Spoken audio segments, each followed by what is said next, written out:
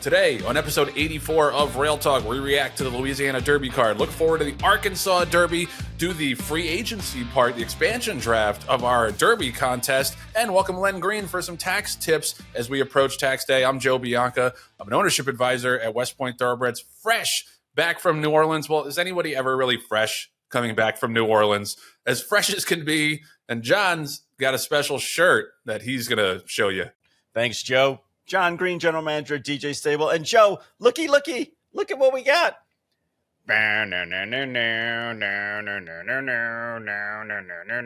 That's right. They're Sandman shirts. We have Sandman merch that Julia Agresta will pop up on the screen for all of you to see and enjoy and appreciate. And Joe, do you think that we should give away a couple of these shirts? It's really on you as to whether or not you want to put something together to say to whom they should go. Am I the head of merch distribution? You are for this show. You are for show 84 into show 85. All right. Well, hit the hotline. We'll get you a shirt. But the sub story of this is that Sandman's the only horse I have worth a damn in the contest. So John got these shirts printed up specifically to put the kibosh on him, just so he could keep me at bay in the contest. Yep. I am petty like that. There's no question about it. Let's get on to the show. The opinions expressed on Rail Talk are those of hosts Joe Bianca and Jon Green and do not reflect those of anybody we work with or work for. Okay, so a lot to digest from the weekend's races down at Fairgrounds and over at Turfway Park, which John has a bee in his bonnet about. Stay tuned for that. But first, we'll talk about Fairgrounds and the Louisiana Derby. I was there. It was my first time ever at Fairgrounds. And aside from the fact that the horse I was there for ran last in the Louisiana Derby, it was a beautiful day, perfect weather. It's a nice track. We sat like in one of the clubhouse tables overlooking the entire track. It was really beautiful. And it was, I love seeing New Orleans show up for something like that. Like I get in line waiting to get in and it's like all these people and there's these like fabulous, colorful outfits waiting in line to go see the races on Louisiana Derby Day. I just love that that's still an event. It was a huge crowd. The lines were crazy and it was a great turnout. Shout out to Vince Tuminello, who's one of the Louisiana racing commissioners who I met down there. Good dude, showed me around, make sure we had access to the paddock. But as far as the race goes, to me, I don't want anybody out of this race going into the Derby. That's no disrespect to Tastic, who's a really nice horse and has run well in a couple of big spots now. I thought the race kind of unfolded perfectly for him like it looked on paper. There was a quick pace up front. John Hancock probably did the most running, hanging on to run fourth, but he wasn't any great shakes in the stretch of that race. To me, this was a race that was kind of won by default. It was a 95 buyer for the winner. So that's not to say that he couldn't factor in the Derby if he got like a total pace meltdown, but it just looked on paper going into the race as not one of the strongest renewals of the Louisiana Derby, and I think it played out that way on paper. I think the stronger preps are going to be this coming week in the Arkansas Derby, and then the following week in the Bluegrass and the Wood and the Santa Anita Derby. John, any thoughts from the Louisiana Derby? Well, I think Tastic winning proves a couple of things, Joe. Number one is that Tiz the Law continues to be one of the up-and-coming new sires. That's first and foremost, and that shouldn't be a shock to anybody. Son of Constitution, if anything, they're going to continue to run better as the races go longer, maybe even turf. But, Tiz Tastic's win was set up to be perfectly for him. I thought that he ran a good race. I thought that he's a legitimate contender in the Derby. But to me, Joe, my takeaway is how much more do the races coming out of Oaklawn look when Tastic, lost by 2.5 lengths to Speed King and Sandman in the Southwest, and then lost by 7 lengths almost in the Rebel to Cole Battle and Madaket Road and Sandman again. Does that complement the horses coming out of Oaklawn? Because, Tastic kind of pivoted and went down to Louisiana, which I thought, again, from a management standpoint, that was a very good decision, obviously. You look at the race and you say, okay, Chunk of Gold is a nice up-and-coming horse and a good story, and a Brary Jones homebred, preservationist out of a Cairo Prince mare. I mean, you can't get more Airdrie bred than that. $2,500 Fasig graduate. That ran a good second and is, it basically hasn't done anything wrong. Won his first race out on the Tapeta in a restricted race, then ran second 3 times in a row. And basically, as the races have gone further, he's gotten stronger or less weak than the rest of the group. I was disappointed John Hancock wasn't able to keep his speed going, really faded down the stretch and stopped. And I think maybe it looks like that he's a miler more than anything else. But to me, the other disappointment was Built. I mean, he's a horse that I actually had some high expectations for. I picked him in the contest, and he had run a couple of solid races. I thought with the blinkers on that was going to help him, and unfortunately, he just never really got into gear for whatever reason. So overall, I understand what you're saying about the pool of horses that were in the race. That they were disappointing and probably aren't going to be showing up the first Saturday of May. But I have to give Tistastic his due. I mean, he's really done nothing wrong in his career, and things set up, and he ran, the way that they anticipated him to run. Yeah, no, I was nothing. Like I said, take nothing away from the winner. I just, on paper, this isn't like a post race like bitterness thing. I thought going into the race, it didn't look like the strongest renewal. But yeah, I think I hope it bodes well for Sandman, because he was kind of like Sandman, that he ran out of racetrack in those races at Oaklawn, and now he stretches out to a mile and 3/16. Right. And then look what he does, produces a career best effort. Great point about Tiz the Law as well. So yeah, he'll definitely be staying on in the Derby. I just think 95 buyer got the setup. It's just it's tough to me to see him being a win candidate. But I think there is a major Kentucky Oaks contender, Captain Obvious here, coming out of the Louisiana Derby card. And that leads us to this week's Epic Performance of the Week. You booming voiceover who lives in my ceiling. The Epic Performance of the Week is sponsored by Epic Insurance Brokers, one of the nation's top retail insurance brokers, providing expertise across key lines of insurance, including property and casualty, employee benefits, and unique specialty insurance. Chris Moore, our buddy, leads Epic's equine specialty practice. You see him at the sales, races, etc.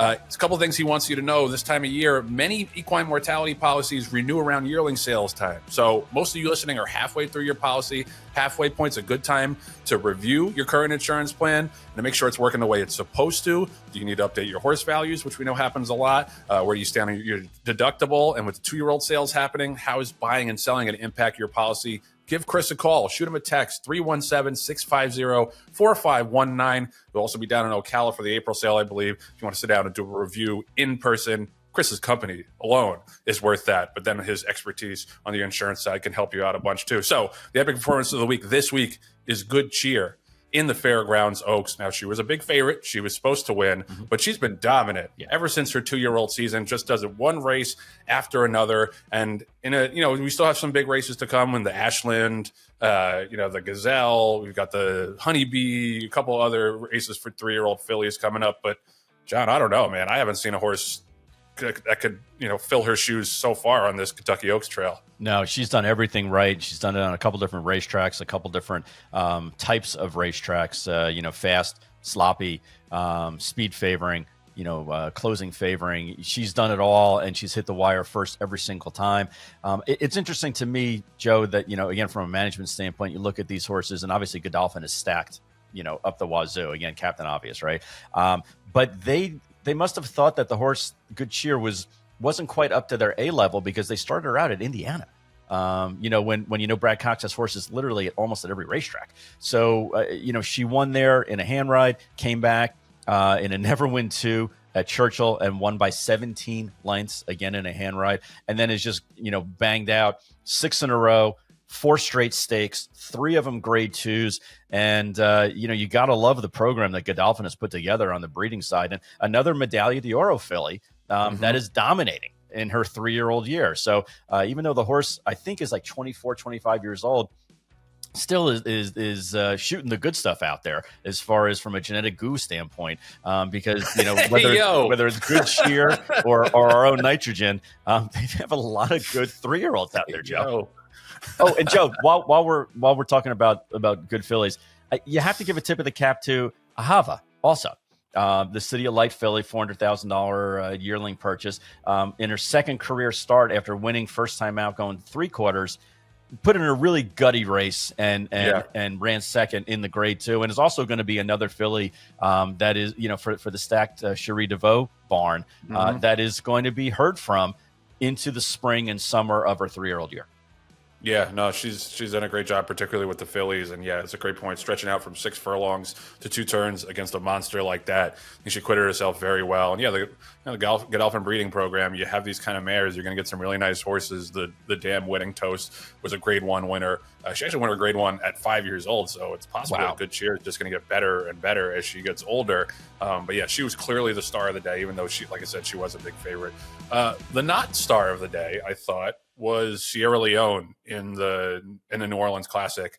Now, I don't want to go totally negative on this. I've been a little bit skeptical of Sierra Leone throughout his 3-year-old year. I think he's a nice horse, but I think the hype train around him is like a little based on his purchase price and that he's like a deep closer and people like deep closers. But I think, other than the Breeders' Cup Classic, he hasn't where he got a complete pace meltdown, and he still ran well, obviously, but got the right setup. He just hasn't been that horse against the top of his division. And this year, his division is the older horses, and he got run off his feet by Touch Upon a Star. He didn't even get second. He was third. Hall of Fame was second. But, I'm curious to get your thoughts, John. But I also want to give a tip of the hat to the Delhomes. Yeah. Jake, yep, former Super Bowl finalist, Super Bowl runner-up quarterback. Jake Delhomme for the Carolina Panthers, and his brother Jeff, who trains the horse. This was a really nice horse that they've done a really good job with, a $15,000 yearling all the way back in 2020 rather. Right. Now 6 years old, went wire to wire, 109 buyer. Tim Thornton, the local jockey, was aboard. So I love stuff like that, like the David versus Goliath of racing. Like that's why we keep coming back. And I thought that was a really impressive performance. And now, he put the first flag in the ground for the handicap division. Now, I know we expect there to be like a lot of top horses with fierceness coming back. We thought Sierra Leone would come back with a big race. There's Forever Young, you think about, and there's a couple others in the older horse division. But a 109 buyer and 148 and change at Fairgrounds, why can't he compete and win some Grade 1s this year? Yeah, I think, Joe, that the big story, like you said, is more Sierra Leone not hitting the wire first than Touch Upon a Star winning.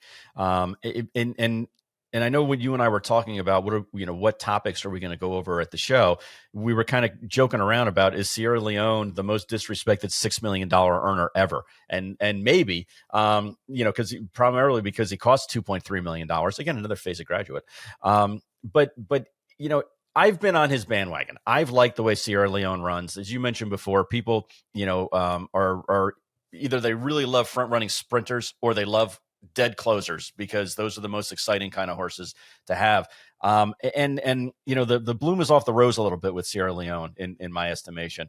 And you can say, well, maybe he needed one. Maybe it was a rust knocking type race, and they're not really concerned about what's happening at the end of March. They're more concerned about what's going to happen in September, October. Saratoga, September, October. Those are really the races that they're shooting for, and all of that may be true.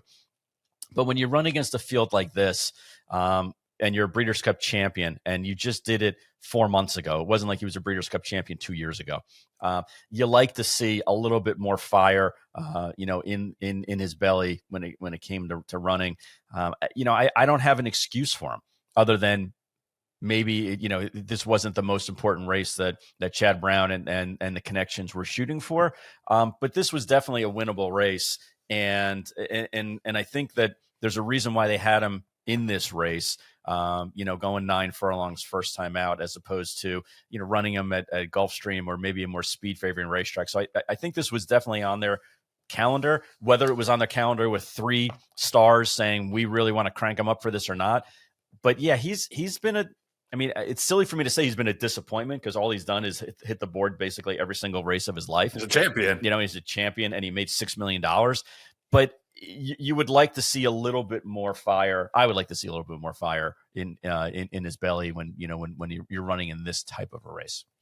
Well, and it's the thing, the thing I was saying about him last year is not that he isn't a talented horse. Like, he's clearly got a lot of talent. The problem is he's got no early speed. Right. And that's the excuse, but it's like it's a self-made excuse for him, because it was a 5-horse field. Touch Upon a Star did get loose on the lead in that race, but if he had more tactical speed, he could have adjusted and sat second and maybe won the race. But he just is so at the mercy of the pace, and just he's not Zenyatta. Right. He doesn't have that closing kick that's going to overcome a moderate or slow pace. Now, like you're saying, this is the first race of the year. This is a stepping stone for him.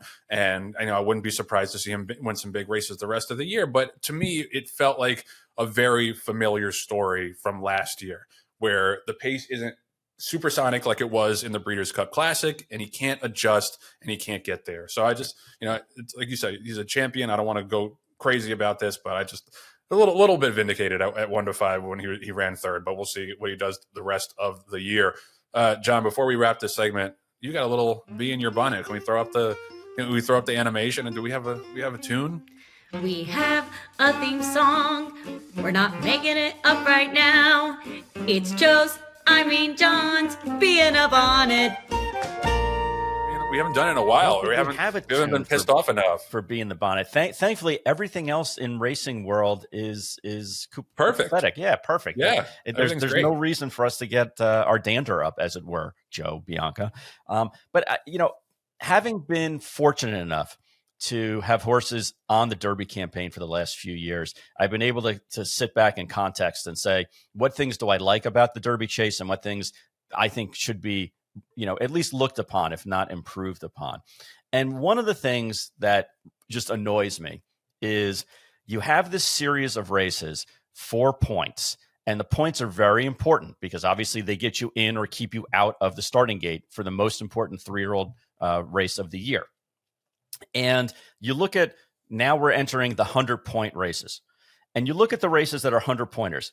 Florida Derby, which is a grade 1. And again, let's not argue about whether or not 3-year-old prep races should be grade 1s or not. That's a different argument. That's a bee in the bonnet that Tinky has and other people have. And I can see the argument in that. Let's just go with the rules that we have. Okay. Florida Derby, grade 1. Arkansas Derby, grade 1. Bluegrass, grade 1. Santa Anita Derby. Joe, say it with me. Grade 1. Okay. Then you have the Wood, grade 2. The Louisiana Derby, grade 2.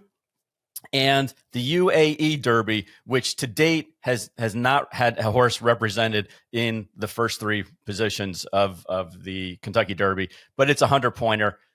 Argue, amongst yourselves as to whether or not that should be a 100-pointer as well.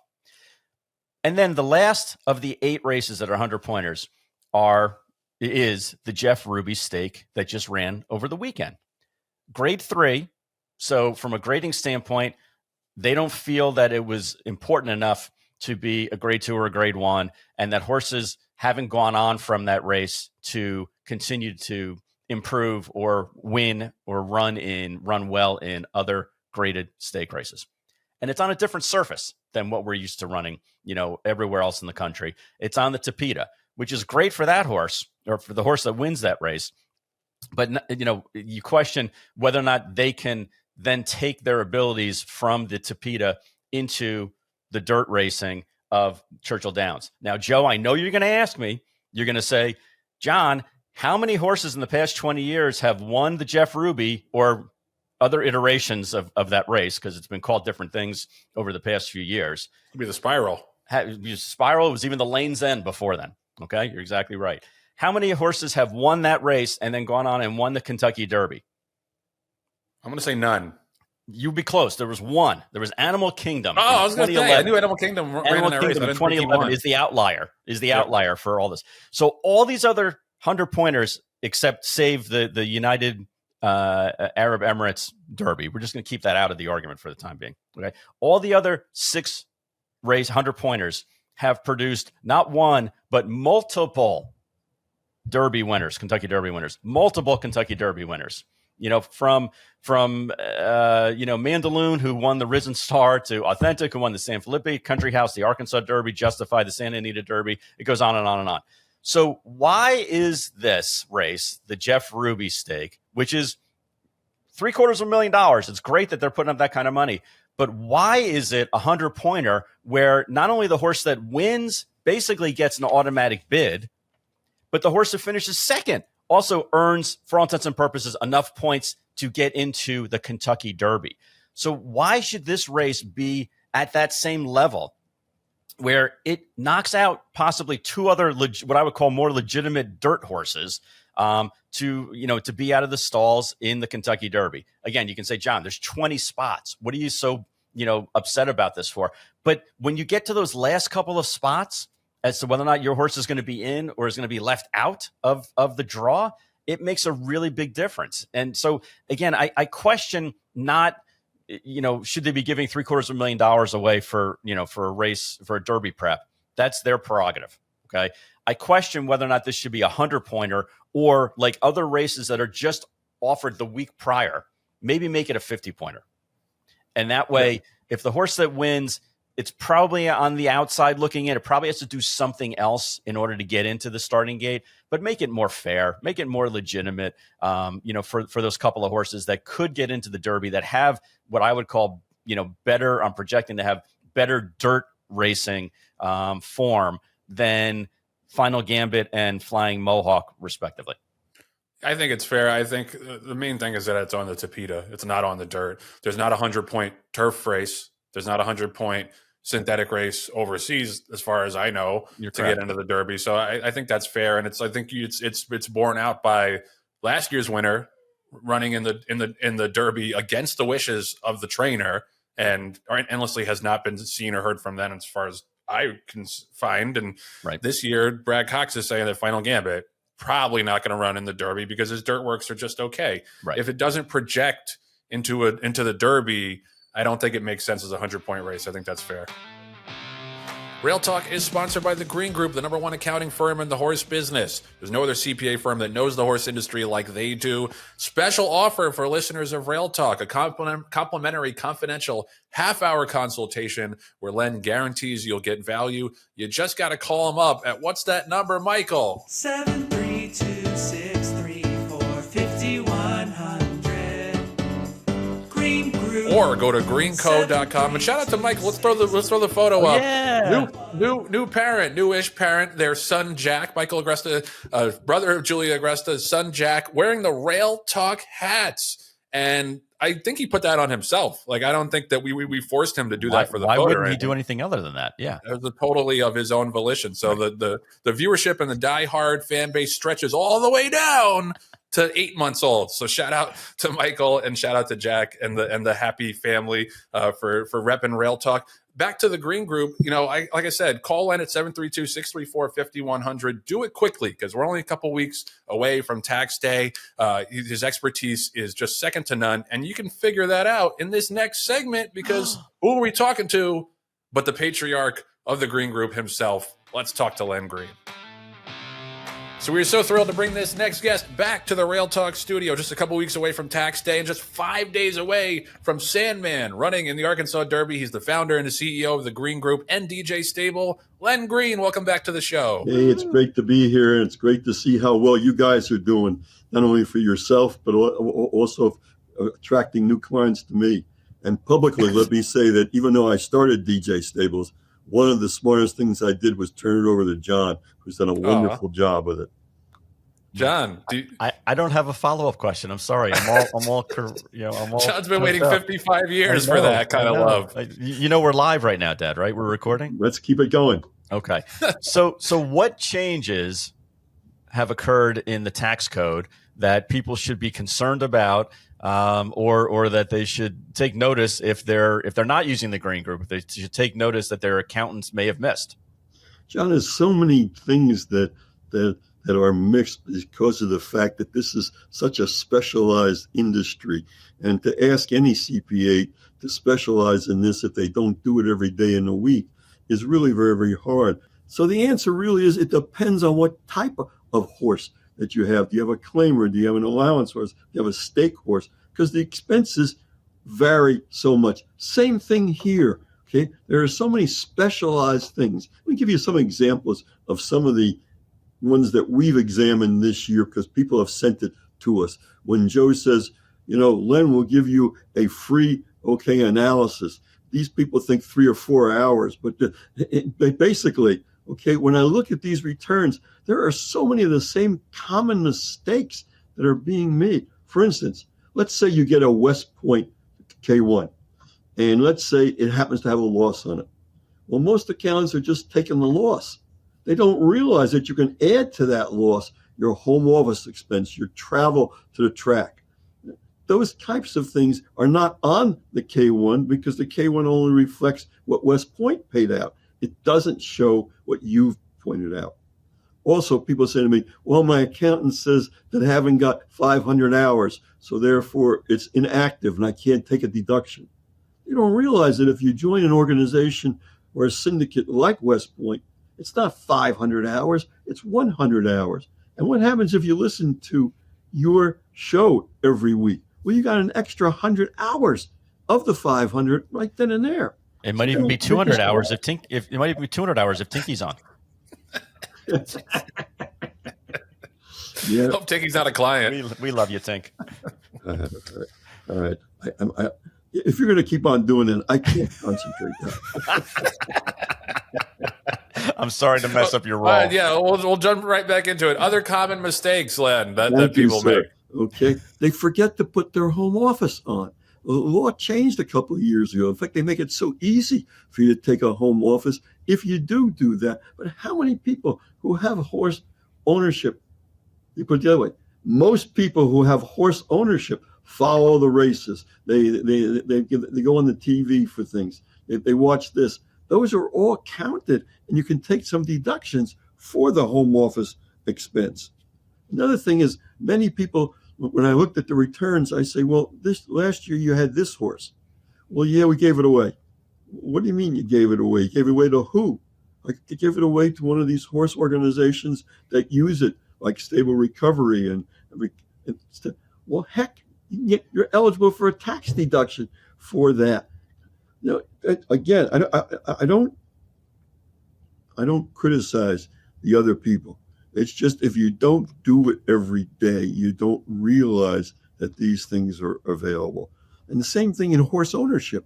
Okay, if you're not doing planning and calculating and seeing what the best races are, if you're leaving it to somebody else, well, then you put your hands behind your back. Okay, you wouldn't do that in your real business. You got to treat this as a real business. And then the biggest thing that's happening is that the IRS, because they've cut down on the number of agents, have shifted to, hey, let's have the agents not concentrate on saying that these deductions are not allowable. Let's go after the fact that it's a hobby. And if it's a hobby, well, the income is still included in income, but none of the deductions are allowed. So you really got to look at the strategy. You can't just be doing tax returns and somebody shows the loss, put the loss down. You got to question them. Hey, has your strategy changed? Maybe your losses have continued, but has your strategy changed? Are you putting yourself in a position to possibly make money in the future? Right. I'm not pushing, West Point, but for instance, with West Point, you have the opportunity to invest in a Sandman. And if Sandman worked, well, then the sky's the limit as far as income is concerned. Yeah. So go ahead, John. No, I was going to say that's a really good point. One of the questions that we actually got from our audience is with regard to these digital sales. Now, Fasig has been revolutionized that sector of the market with their now monthly digital sales. The question is, I think that what the audience member was asking is, depending on the calendar, when you buy a broodmare or when you buy a racehorse or when you buy a yearling, does it affect depreciation depending on when during the year you buy a horse? Great, John. The old rules used to be that if you bought the horse on June 30th, you got a half a year's depreciation. If you bought it on September 15th, you got 1 quarter. That's changed now. You can elect to take the whole year, even if you buy it, John, on December 31st. And even if you don't pay for it until next year, you still can deduct, based on the limitations of this. But most of it doesn't depend on the month. Got it. Good. Interesting point about the IRS before. I was curious about that with a lot of the changes, with the new Trump administration. The IRS is going to have fewer agents, slash the budget, I assume. How does that change things for you and for your clients? Joe, now, as I said, before it used to be disallowing deductions. Then it was shifting to making sure you're active versus passive. Because if you're passive, you can't take the losses against your ordinary income. And now they've shifted to hobby. And if you have losses for a certain number of years, that's a red flag as far as they're concerned. And it's very hard to convince somebody whose job it is to raise money that at their level, they can let it go. So most of the time that we're finding the hobby losses now, we have to go to the next circuit, okay, to be able to do it and to compromise, et cetera, kind of thing, because the agent just wants to disallow. Right. Yep. What do you mean by the next circuit? Oh, of appeals. Got it. Okay. And as far as other tax tips that you have, I know like you've recommended to clients if they have a big enough breeding program and racing program, they should separate it. Why is that? Well, because there are certain rules for breeding that are not for racing. You buy a racehorse. That's a racehorse. Okay, you got to depreciate the racehorse. And there are limitations now, John, as to what percentage of that racehorse you can write off. You buy a broodmare in foal, you can take the in foal as a stud fee, 100% deductible. And the rest of it is depreciated over a period of time. Plus the fact that you want to separate it because you're given more years to produce profits in a broodmare operation because you decided to breed now. You breed. A year later, you have a weanling, hopefully. Then you get a yearling. Then you decide if you want to sell. So you have a leeway period. You buy a racehorse, it either produces or it doesn't produce. Right.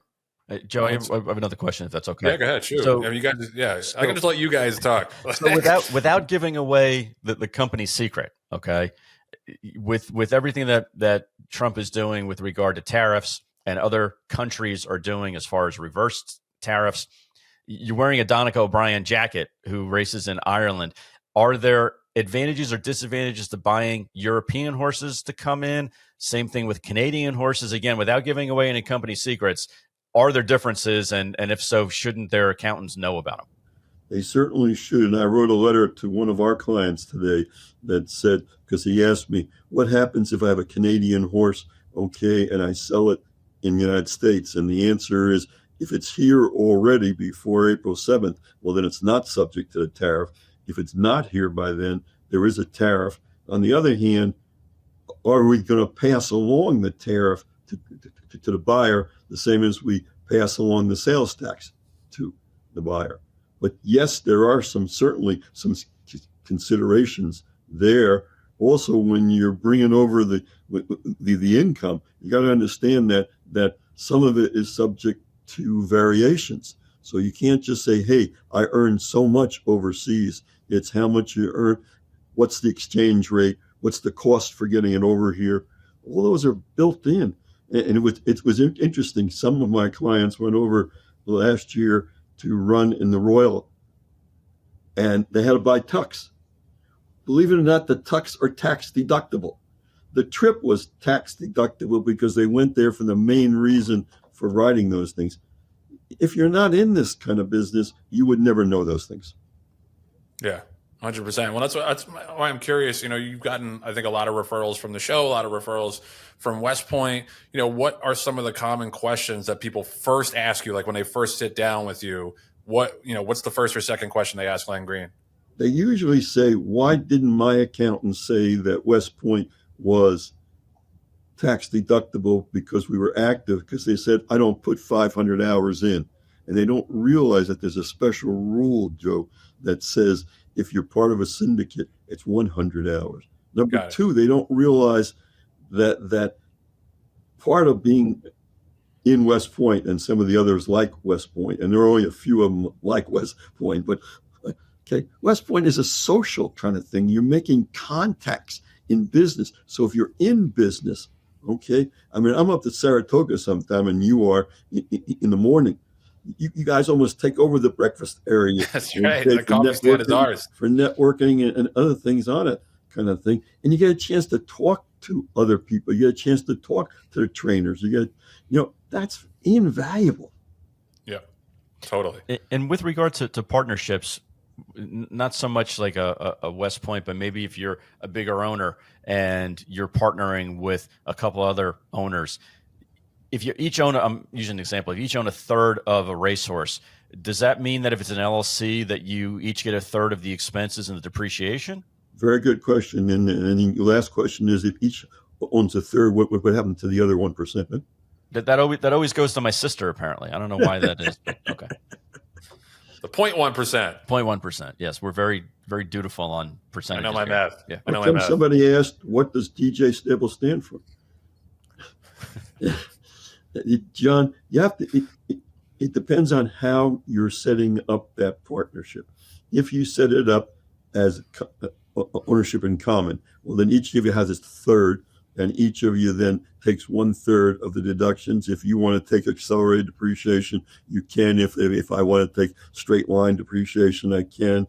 So you have the choice of doing. If you're in a partnership, the partnership makes the decision on what depreciation and what kind of deductions it takes and what it capitalizes and what not. So again, the ideal is if you want to join the syndicate, then you don't have to worry about the 500 hours. It's 100. If you're going to own it as interest in common, well, then you're back to the 500 hours.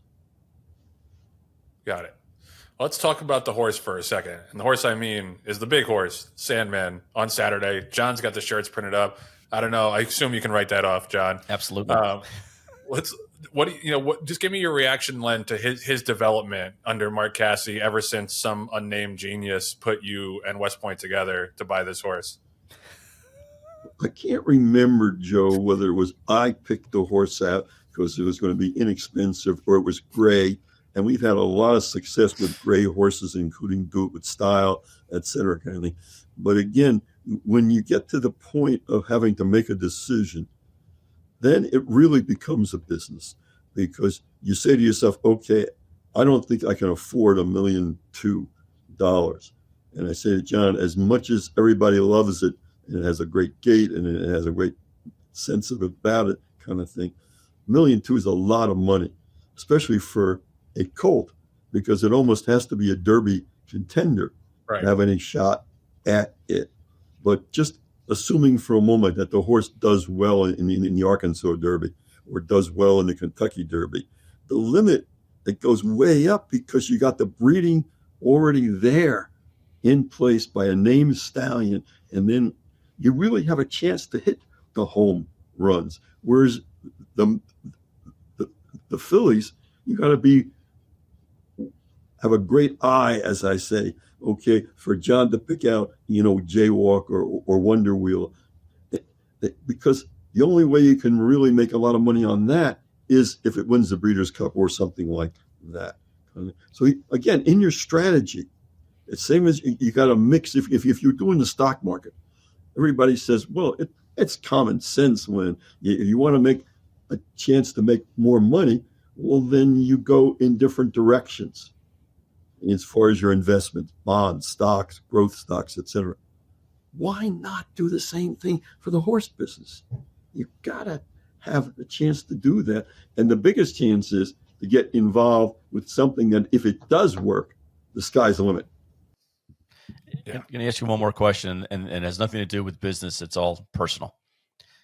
What has this past year or so meant to you as far as having a homebred like Nitrogen, having Dream On, having 8 or 9 or 10 horses that are running and competing well in graded stake races, Sandman on as the icing on the cake? What has that meant to you as somebody who's been in the business for 40 plus years? I would say, John, this is, in all the 40 plus years, this potentially is the best year we could ever have. Okay? Not only if the horses win or not, just the potential of being there and being where we are and having the types of horses that we are. Not that we didn't get excited about the $5,000 claimers way back when, but now it's if it makes it, kind of thing. There's real recognition of the fact, and again, from a personal point of view, having lost a lot of money in the horse business before you came aboard, if the IRS ever comes along, and if we do have the kind of year that we're having this year, that's a great defense that our strategy is working. But from a personal point of view, John, it's exciting because as I get on in years, okay, the CPA firm, as I started to say before, okay, we have 400 returns out the door last year at this time. We have 691 out the door this year. Well, I can build that up. I can build the people here. I can teach. I can be involved in other investments and things. And you take care of the details and make some of the decisions. I mean, I make the big decisions like, am I going to the races or not? But seriously, it's a great thrill. And the end result is your sisters are now interested in coming to the Derby or something like that. Never happened before. Nope. Tell them there's no room on the plane. Joe's got to come. There might not be. That's true. So my choice is my daughter or put Joe Bianca on the wing. Is that what? On the wing, exactly. Exactly. Your daughter or your favorite son? Yeah, all right. Aaron Yagota's coming, if that's the favorite son, if that's what you're asking.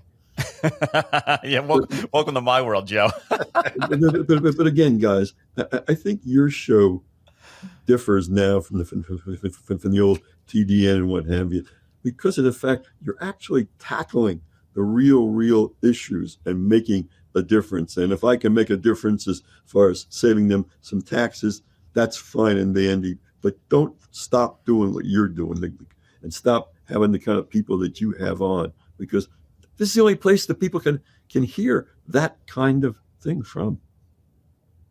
I appreciate it, and we appreciate you and your sponsorship and your partnership. And I just love that Sandman is a West Point and a DJ horse, so we all have that in common. It's a real family horse. So can't wait to hang out with you down in Hot Springs this weekend. Thanks for the ride preemptively, and thanks for coming on and for doing so much for us and our viewers. Keep it on, and don't edit my stuff out. And we can't Patty, promise that, but we'll. Patty, you hear that? Rail Talk is sponsored by Tailor Made. When you're with them, your family. Jon Green and Len Green and DJ Stable know all about that. And it's a crucial time of year for making decisions about your yearlings. The yearling sales may seem far off in the mind, but in reality, the decisions about those yearlings are being made right now, and there's no one that you should trust with your yearlings more than Tailor Made. They're going around, they're going to different farms now, scouting, trying to figure out which sales to put which horses in. And John, you mentioned that they're going to be at Keeneland early in the meet to be able to hobnob and rub elbows with the Tailor boys and see what they think about your yearling selection. Well, to me, that's the best time to talk to somebody is when you're actually there in front of them, going over some things, because not only do you get to inquire about, hey, where does this yearling fit? What sale should I put it in? How many other sires or foals of those sires are represented at the sale in your consignment? Am I going to be the best Yalpon, or am I going to be the 30th Yalpon in your operation? And if I'm going to do the 30th, maybe I shift gears and go to a different sale. But all those things need to be ironed out over the next couple of weeks, Joe. And I know that TaylorMade we're going to have representatives at the Keeneland meet, especially the first weekend. So if you have a question, bring a pedigree with you. Print it out. Keep it in your pocket, and when you see one of the TaylorMade representatives, talk to them about the horse. And at the very least, I'll guarantee you they're going to come out and they're going to and say to you, "Let me go look at the horse," and then I can give you a more comprehensive market analysis on where I think that horse should sell, and also how much you can get for it, and maximize your opportunities. But you got to be there, you got to be in front of them, and this is a great opportunity for you as the seller, as a potential seller and breeder, to sit down and get an understanding of just why TaylorMade is so good at what they do. Okay, so we are winding down that Derby trail. We only got a couple of big weekend prep race weekends coming up. This Saturday is the Arkansas Derby and the Florida Derby, and then the following weekend we got the Santa Anita Derby, the Wood, and the Bluegrass. So we're really 2 weeks away from knowing more or less what the Derby field is going to look like. Let's talk real quick about the Florida Derby before we move on to the Arkansas Derby. It's got a couple interesting horses, lightly raced horses like Tappan Street, Disruptor. Sovereignty got the worst of it from a post position perspective. He's drawn all the way outside.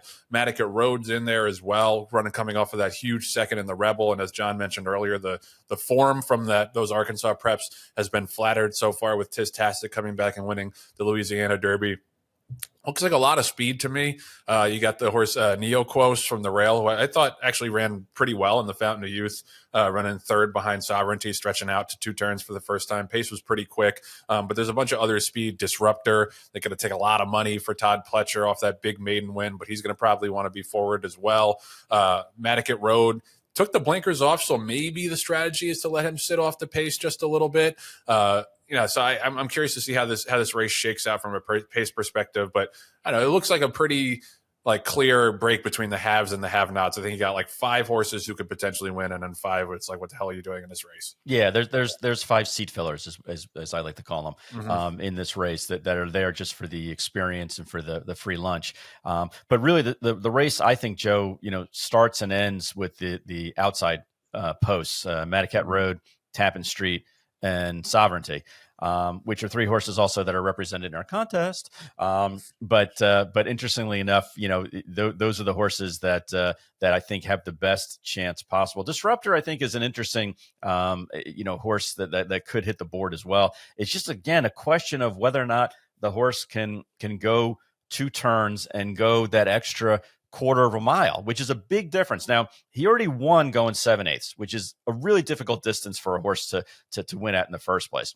But now he's going to have to do it against winners. He's going to have to do it against better horses, and he's going to have to do it another 2 furlongs further, which is not an easy thing to do. He is a gun runner out of a Speightstown mare, so he shows speed from Speightstown. If the gun runner part takes over, the 9 furlongs, 9 panels should not have not be an issue for him at all. But otherwise, Joe, I'm looking outside in. I'm looking at the Sovereignty, Tappan Street, and Matticat Road. And I would be shocked if somebody other than, I would say, those 4, maybe Safi's horse on the rail, could get the rail trip. First time going long, last time going from 6 furlongs to 8.5 furlongs. Now just being asked to go a little bit further. But yeah, I think that if any of those 4 or 5 don't win, it would be a shocking display for me. And the thing about Disruptor is he's not going to be any kind of value because of the Todd and the IRAD thing and the Rapoli money. He's probably going to be 5-2 in this race, and I think he's got a lot more to prove than that. But yeah, it should be an interesting race. Sovereignty, though that outside draw is usually death at Gulfstream, but I think it's a little bit better if you're a late running horse like him. He can hopefully just drop over. But looking forward to that, and obviously looking forward to the Arkansas Derby on Saturday. Why is that, Joe? Why would you be interested in that race? Well, I was promised a free shirt if Sandman won, so that's the first incentive. Second one is we are heading down there. We're going down to Hot Springs. I've never been to Oaklawn before. I was never at Fairgrounds, so I'm checking off Fairgrounds and Oaklawn back-to-back weeks. So really looking forward to that and being down there with you and Len and some of the West Point partners. But this to me looks like a 3-horse race, maybe 4 if Speed King can get back to his good race. Mm-hmm.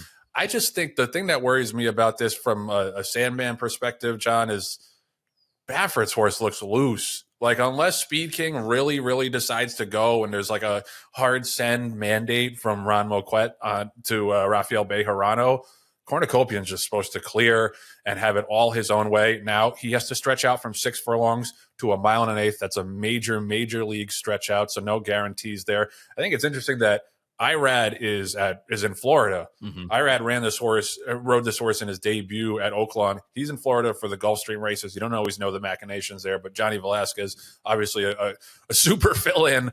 He looks loose to me, John. I think the main thing is can he get 1 1/8? Because if he can, we might all be running for second. Yeah, he may be a super horse. I mean, there's no question about, based on the way that he ran first time out, going 6 furlongs, finishing in 109, and just went gate to wire and was really super impressive. Took heat on the front end. You're right, and just kept going. Super impressive. Now he's got a couple of hurdles that he has to overcome. Number 1, like you mentioned, the outside post. So he's going to have to clear everybody in order to get to the front. Number 2. He's got to go from 6 furlongs to 9 furlongs, which is a super big difference in the grand scheme of things. And Into Mischief is a brilliant sire, one of the best of our generation.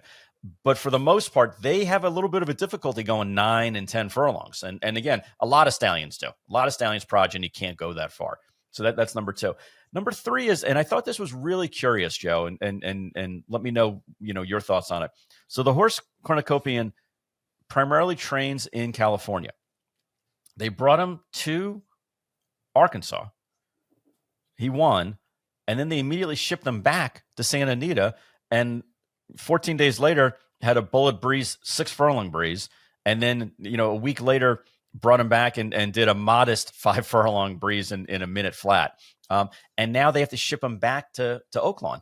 That's a lot for a young horse to take in. It's a lot for an older horse to handle, let alone a horse that's only run once. So, would I change positions with anybody in the race?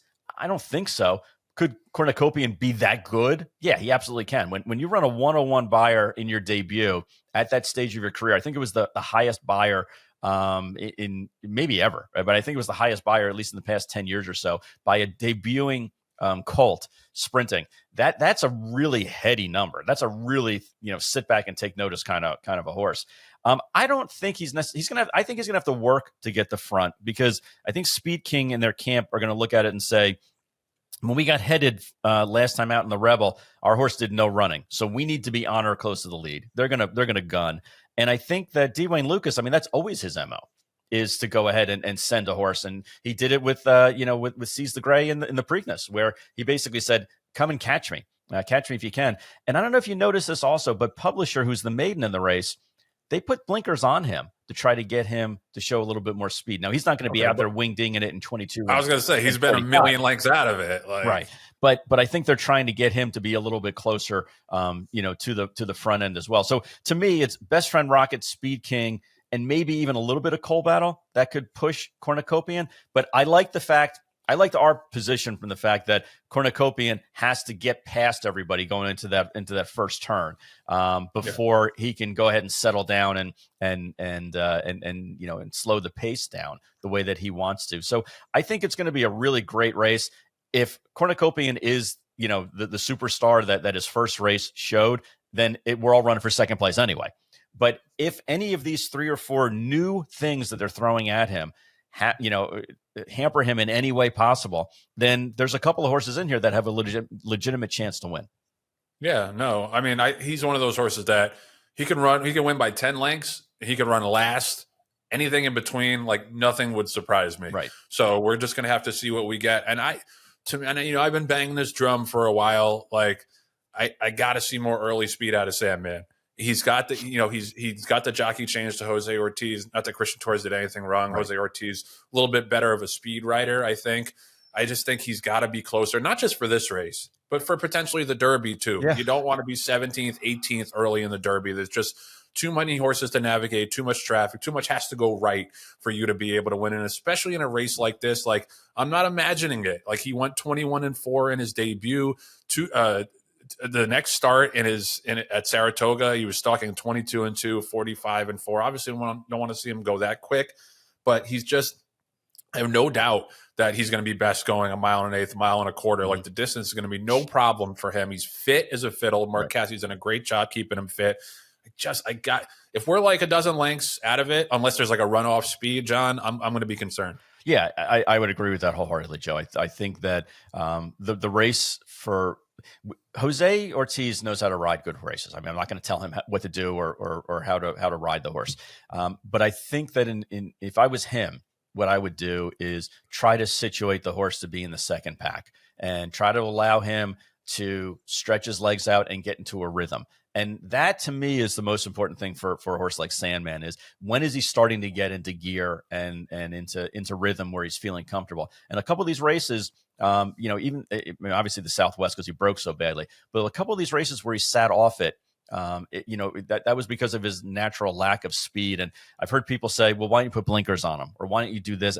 The horse either has speed or he doesn't. If you force him in the beginning to have speed, then you're taking away from his ability to come from behind later on. And you're also trying to ask him to do something that he's never done before. And do you want to do that, the prep before the first weekend of May? I don't think so. I think there's enough things. Again, we talked about Cornucopian and all the new things that are being thrown at him. I think you want to keep that to a minimum when you have a horse that's getting ready, hopefully, to run in the Kentucky Derby. But Jose Ortiz, I think, is, even though he's ridden the horse a couple times before, that was early on in the horse's career. He's a very different horse than he was back then. And he's been training on that racetrack, really since Thanksgiving. And it looks like that he has a real fondness for that track. Hopefully, the extra panel is going to make the difference between where he finished last time and hopefully hitting the wire first. But yeah, I think honestly, as much as I love our own horse, the race goes through Cornucopian. Totally. Yeah. And I hope that home field advantage comes into play. Either way, it's going to be fun. It's going to be exciting. Cannot wait to get down there. Let's punch our ticket to the Derby, guys. Rail Talk is sponsored by Fasig-Tipton. The Fasig-Tipton March digital sale concluded with great results. 85 horses sold for a little over $3 million, clearance rate of 85%. So that's really exciting. Like any sales company would kill for that. So I think the digital sales are definitely helping in letting horses change hands. Graded stakes winner R. Harper Rose topped the sale. She sold for $400,000 to Chatsworth Stud in Australia. She won the Forward Gal last year, stakes winner at 2. Florida bred, daughter of Kozan. So those Florida breds are still pretty in demand. Please don't shut down Florida racing. That was a great result, but also a great result post sale because graded stakes winner Spirit Wind sold for $500,000 post sale to Willingham Stud. This was the winner of the Honorable Miss last summer at Saratoga. This was the highest priced horse offered in the March digital sale. So now with that update, the gross receipts are up over $3.6 million. So there were 3 greater group stakes winning fillies or mares offered in the auction. So those 3 were the toppers, obviously. But yeah, the quality of these digital sales is it gets higher and higher pretty much every sale. And the April digital sale is right around the corner, April 3rd through the 8th. Entries officially closed today, March 24th, but send in your entries. I think they'll be able to squeeze you into the digital sale. John and DJ Stable have 7 horses entered. So just to have that many graded stakes winning mares in a digital sale in March, that shows you how much this platform has grown, John. It not only has it grown, it's become a staple on people's calendars now, Joe, where people are using it to basically, take advantage of certain market, opportunities to liquidate some horse flesh. And also finally, for some of these other outfits, they're getting turnkey racehorses and having an opportunity to race them within a couple of weeks after they purchase those online horses. And Joe, we actually purchased a Justify yearling out of the sale. We sent Kim Valerio out to Hill and Dale to go look at a couple of the yearlings that they were offering, and ended up being the high bid. I think we even talked about it last week. I was actually bidding as the show was going on. Right. We ended up buying a Justify filly, which I thought was very good value. And that's the key. The key is to finding value. Whatever your opportunity or whatever your stable needs, whatever opportunities they want to look into, whether it's getting a turnkey racehorse, selling a horse that you feel like the marketplace, is demanding, or as you mentioned, buying a just off the racetrack filly to breed this year and to breed to a top stallion. That's all of those seem to be great opportunities to find value and sell at a good rate. Fasig-Tipton digital sales are changing the way we do things. Absolutely. It's a one-stop shop. Whatever your stable needs, as John was saying, go to digital.fasig-tipton.com to learn more.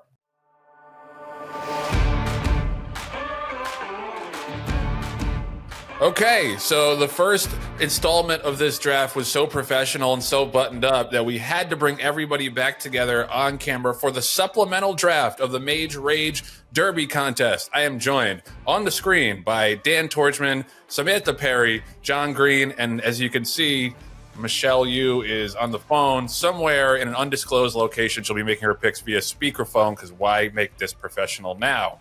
Michelle, you there? That is so mean. Michelle, the funny thing about it, Michelle, is that you are the second least professional person on this podcast. So it's okay. You're still good. Wow. Yeah, who's the really first? Talk about you that way too. Yes, exactly. I was dropped on my head. Yes. Okay. All right, John, Joe. Sorry. You got to put the speaker to the mic, not to your ear. What? No. Yeah, it's on speaker. Is it turned all the way up? Is it actually on speaker? Now it's turned all the way up. There we go. All right. And Michelle, just so you know, your phone number is not being shown to keep your anonymity up, okay? He's such a boomer. He's holding the screen up to the mic. Shut Hold the up. Listen, hold the speaker. this boomer's in first place. I'm getting tired already. This boomer's in first place. I've been holding this phone like this for at least 30 seconds. I'm getting tired. I know this is the most heavy lifting John's done in ages. Other than piles of money, it's just wow. Okay. Well, there's no money at stake in this contest, just bragging rights, and John will do the bragging for all 5 of us. But before we get into it, I want to shout out Mage and Airdrie Stud for sponsoring this contest and for being such great partners. Mage by Good Magic out of Puka, who is a blue hen mare. Mage stands for $25,000 this year. You better get in because that's the ground floor. I'm pretty damn sure he was the 149th Kentucky Derby winner, the leading 3-year-old of 2023 by earnings. Obviously, half full brother to Dornoch. He's got a half brother Baeza, who might be part of this supplemental draft. Go get involved. Airdrie Stud does a great job, and this is a top class stallion who's young and who is on the rise from a great family, both on the sire side and the dam side. So go check out Mage at airdriestud.com. Let's get into the Mage Rage Derby draft, the supplemental draft. So the way this is going to work is it's going to go in opposite order from the standings. So your boy here is going to go first because I need all the help I can get. Then Dan, then Michelle, then Sam, and then he who shall not be named, who is the first place first right now. And then we're going to snake. We shouldn't have snaked. Honestly, like I should get the first pick in every round. Like I don't know why we're doing a snake. Right, Dan? By the way, I realized I haven't let you guys talk yet. Hi, Dan. Agreed. Yeah, we should get the first 2 picks each round. Okay, perfect. All right. Listen, I'm okay. As supreme leader, I will grant you that wish of being able to go without a snake, where you can go first. And this is why we're all getting behind ABJ. Anybody but John. I don't agree to that. I definitely don't agree to that. Sorry, Michelle, you were fading out there. You said yes? No, I said no. I do not agree. No concur. I dissent. All right, so that's 4-1 against Michelle. So Michelle now goes last every round because she voted against this referendum. ABJ, anybody but John. All right, so just the way this is going to work real quick. So we all have 7 horses initially in our Derby stable. We're going to put 3 back into the pool. And then we're each going to pick 3 horses to refill our stable to 7 horses. So you can protect 4. You got to put 3 back into the pool. I think we should start by saying which horses we're going to put back into the pool. That was a harder choice for me because they're all such bums except for Sandman. So I'm gonna forfeit Donut God. Also, Rated by Merit and First Resort, who are off the Derby trail. So those 3 go back into the pool. John, who are you giving up? I am giving up Gunmetal. I am giving up Jonathan's Way. And I have to give up one part of my team that actually has granted points, and that's Built. Well, he stunk on Saturday, so you should get negative points for that. Dan, go ahead. Who are you giving up? Like you, Joe, I had a lot of choices, a lot of horses I could pick from. I'm going to give back Take Charge Tom. We all remember that great pick. Treaty of Rome. Treaty of Rome is back. And then I'm going to give back Brodeur, unless John's got different news for me about him appearing in a race that I don't. He did get some points for you, though. Well, he's back there for you, John. Somehow scrounged up 5.5 points for Dan in that race. 0.5 would move you. Oh, no, it still wouldn't move you out of last place, Joe. I'm sorry. Never mind. Okay, Samantha. Okay, the unnamed that is now named Baffert horse. I forget what they named him. Represented. Yeah, that's it. No guns loaded. No more guns loaded. Okay. I'm going to kick off Patch Adams. Okay, so Sam is pitching Patch Adams, representing and guns loaded. Michelle, if you can hear us. So who are the 3 you want off? You guys actually like this because I keep talking and only John has to hear me. No, we got you. I'm going to kick off Hiroshis, San Saba, and Disco Time. Got it. All right. Okay. So all 15 of those horses are back into the pool. Let's start with the draft. I go number 1, as I mentioned in the top, because my team has been so pitiful. This was a tough choice. I'm going to take Cornucopian.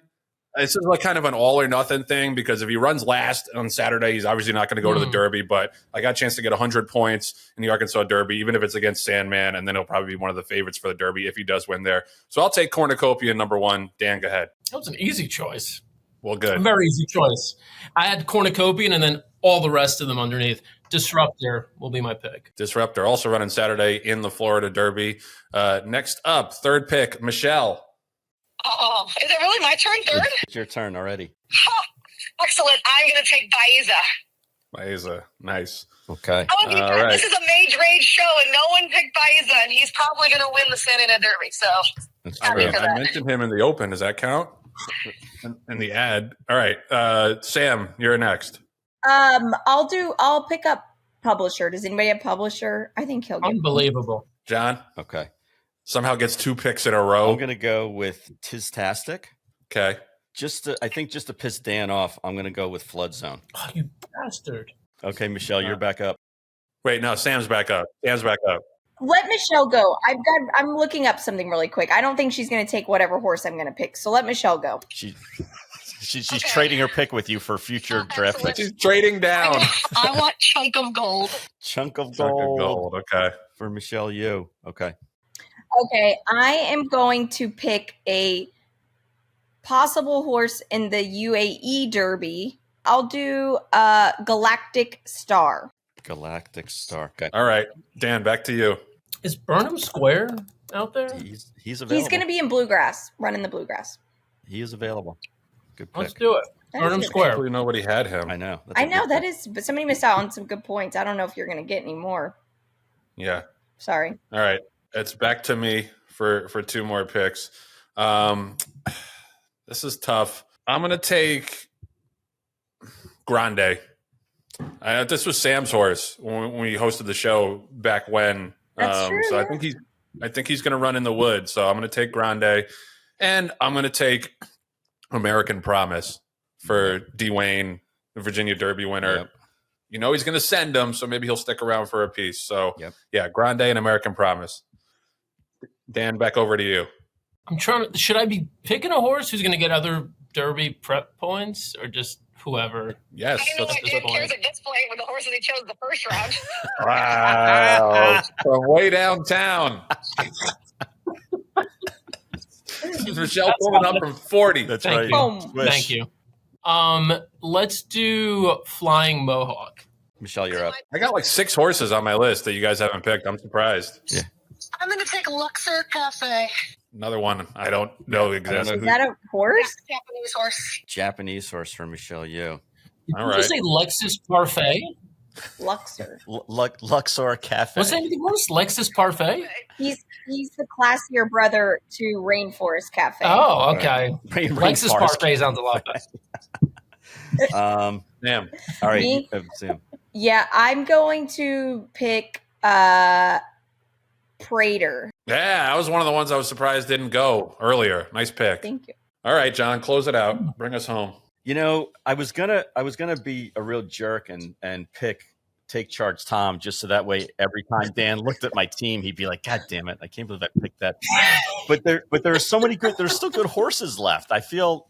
Just do it. You're winning that I anyway. All right. I can't believe that nobody took Sand Devil. Yeah, give them to me. Take Yeah. back Who's going to be the favorite for the Wood? So I'm picking Sand Devil to go. All right. Because I can't get Sandman, so maybe I can alter some of the shirts to say Sand Devil instead of Sandman. Nice. Just draw little red horns on it. Yeah, exactly. Draw little red horns on them. Right, exactly. All right. So that was a lot of fun. Just as professional as buttoned up as I expected. Thank you, Dan Tordjman. Thank you, Samantha Perry. Thank you, Michelle Yu. And thank you, the leader who shall not be named. Here are the standings right now following the supplemental draft. And as for the Derby, so the way the Derby is going to work is top 5 points are going to be John's stupid divided by 10 thing. So I'm going to say 150, but really 15 for the first place horse, 75, 7.5 for second, 50, 5 for third, 25, 2.5 for fourth, and 15, 1.5 for fifth. What? These Derby points Derby doesn't even have your real points. Why didn't you just write 15, 7.5, 5, 2.5? Why the fuck did you write To be consistent. To be consistent. So you're saying there's a chance. Yes. Keep hope alive. Keep hope alive, my friend. Okay. So here are the teams after the supplemental draft. John, Sovereignty, Matticat Road, Coal Battle, Poster, and his supplemental picks, Tistastic, Flood Zone, and Sand Devil. Sam, East Avenue, Journalism, Owen Almighty, Tappan Street, picks up Prater, Publisher, and Galactic Star. Michelle has Citizen Bull, River Thames, Chancellor McPatrick Hill Road, and added Baeza, Chunk of Gold, and Luxor Cafe. Dan has Captain Cook, Legitimate, Barnes, Speed King, Tragically Let Go, Take Charge Tom, to add Disruptor, Burnham Square, and Flying Mohawk. And I have Keep It Easy, Rodriguez, Sandman, come on, Sandman, Gaming, and picked up Cornucopian, Grande, and American Promise. I feel good about running 1-2 in the Arkansas Derby Saturday at least, but it's going to need a lot more help than that. All right, guys, thank you for jumping on. I know it's a busy week for y'all. And great job, by the way, Sam and Dan, when we were away on the little Mage Rage. Oh, yeah, when we were fighting for our lives. We were all out. You know what it's like to be us every week. All right, so thanks for the time, guys. And yeah, let's go get it. Anybody but John. The story of my life. All right, so that's going to do it for episode 84 of Rail Talk. So much fun getting on with you guys and talking about the races and doing the contest and bringing Len on. It's going to be a big weekend coming up. Lots to feel good and be excited about in Rail Talk world. Thanks to Jon Green, my co-pilot. Thanks to Michelle Yu, Sam Perry, and Dan Tordjman for coming on and donating some of your better horses to me, because God knows I need it. Thanks to our producer, Patty Wolf, our associate producers, Julia Agresta, and Nathan Wilkinson. Thank you for tuning in. We'll see you next week back here on Rail Talk. Don't forget to subscribe. Oh, subscribe, please. We're We're almost at 20,000. Subscribe.